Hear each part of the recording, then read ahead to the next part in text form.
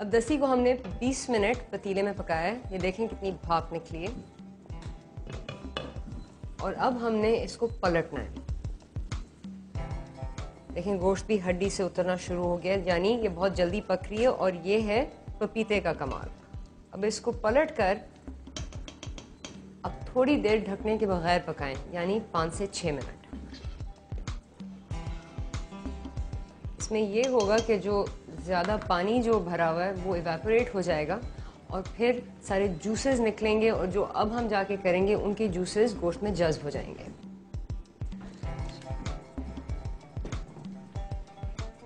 इस पॉइंट पे मैं 3 गाजर मोटे चॉप करके पैन में डाल रही हूँ।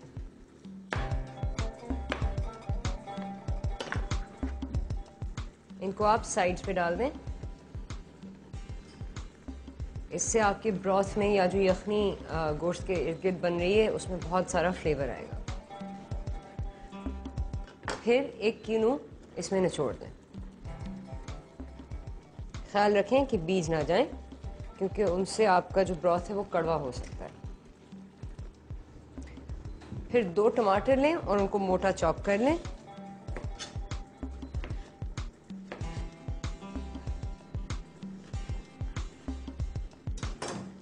और इनको भी पतीले में डाल दें। फिर आप गोश्त को इसमें थोड़ा सा मोड़ें। ख्याल रखें कि आप तोड़ें ना और ज़्यादा ब्रॉथ को उछालें मत पतीले में। ये करके जो चर्बी के पीस बच गए थे शुरू में जब आपने गोश्त से स्किन उतारी, उनको आप साइड में पतीले में डाल दें। इससे ये होगा कि फ्लेवर ज़्यादा बढ़ेगा, जो ब्रॉथ का फ्लेवर है वो ज़्यादा बढ़ेगा।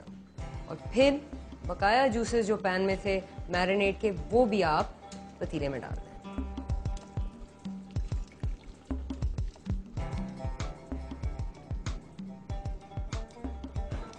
चलिए जी, अब आप फिर से थोड़ा सा स्टर करते रहें गोश्त को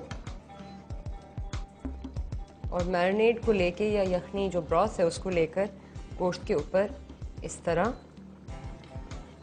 डालते जाएं। इससे ये होगा कि फ्लेवर्स अंदर तक जज्ब हो जाएंगे।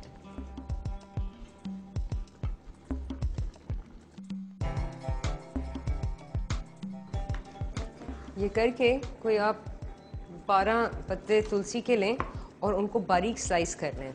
काफ़ी बारीक रखें, क्योंकि अगर पूरे पत्ते इस तरह अंदर जाएंगे तो वो काले होके लेस बन जाएंगे और फिर जाहिर सी बात है खाने पे वो अच्छे ही नहीं लगेंगे। तो उनको बारीक कर लें कि वो बिल्कुल सारे सॉस में अच्छी तरह अब्जॉर्ब हो जाएं।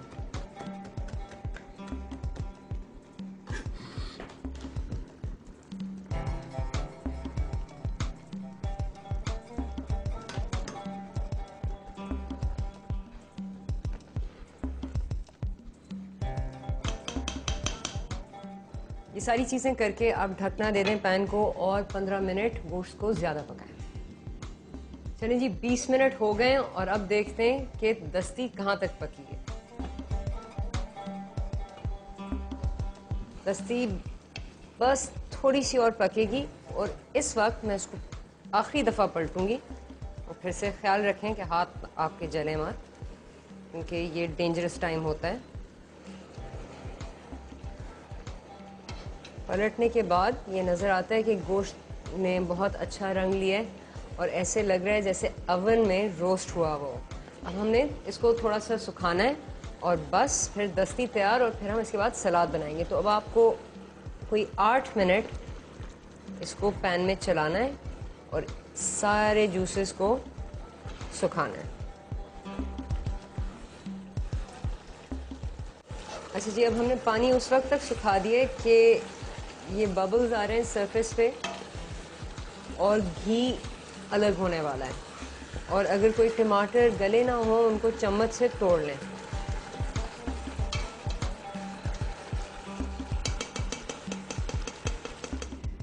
चलिए जी, दस्ती तैयार है। बस हम इसको ढकना देंगे और भाप में पकने देंगे कि सारे इसके जूस निकलें और सॉस में जज्ब हो जाएं। नेक्स्ट साइड सैलेड का टाइम।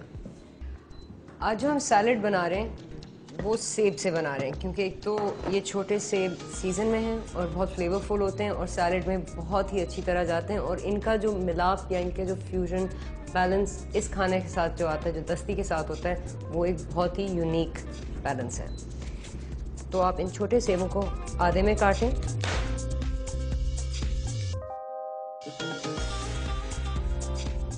और आज जो मैं विनेग्रेट बना रही हूँ वो है बाल्सामिक विनेगर के साथ। 3 टेबलस्पून आप जैतून के तेल को बोल में डाल दें। इसमें आप 3 टीस्पून सिरके के डाल दें।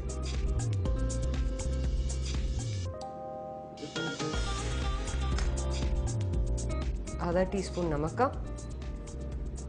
और आधा टीस्पून कुटी हुई लाल मिर्च। फिर आप इसको अच्छी तरह फेंट लें।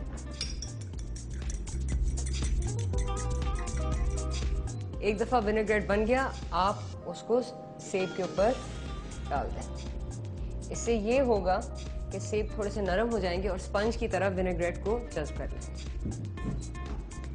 अच्छा जी, फिर जो दूसरी मुख्तलिफ चीज़ें हमारे सलाद में जाएंगी वो हैं सलाद पत्ता। आप आइसबर्ग को लंबा लंबा इस तरह स्लाइस कर लें और अपनी प्लेट पे एक बेस बना लें। फिर 2 हरी प्याज जो लंबी स्लाइस हुई हुई हों,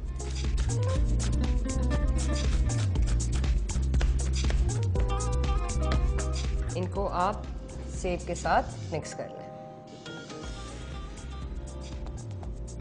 फिर एक टमाटर जो काफ़ी बारीक चॉप हुआ हो, लेकिन इतना बारीक भी नहीं कि ऑमलेट जैसे हो।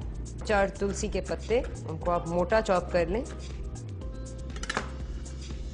और उनको भी विनेग्रेट वाले बोल में शामिल कर दें। लाल, पीली और ऑरेंज शिमला मिर्च जो मैंने थोड़ी सी स्लाइस की हुई हो।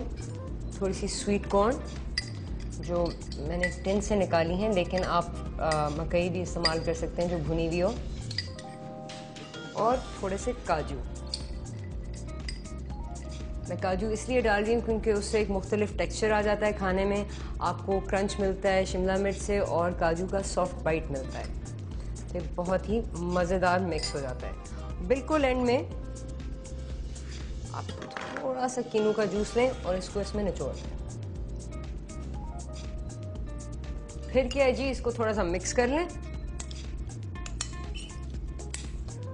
और आपका सलाद प्लेट अप के लिए तैयार है। सलाद क्या, दस्ती भी तैयार है। और चलें प्लेट अप करते हैं।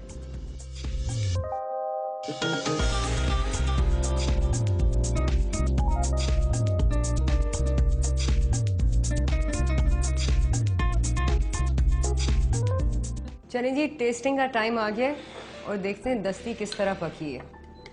देखें अंदर से इसका रंग बिल्कुल जैसे नंबर 1 आला तरीन रोस्ट हो उस तरह बन गई। गोश्त बिल्कुल नरम हो गया है और ये सॉस क्योंकि मैंने छाननी के थ्रू डाला है थोड़ा सा भारी है, बहुत ही लजीज होगा इंशाल्लाह।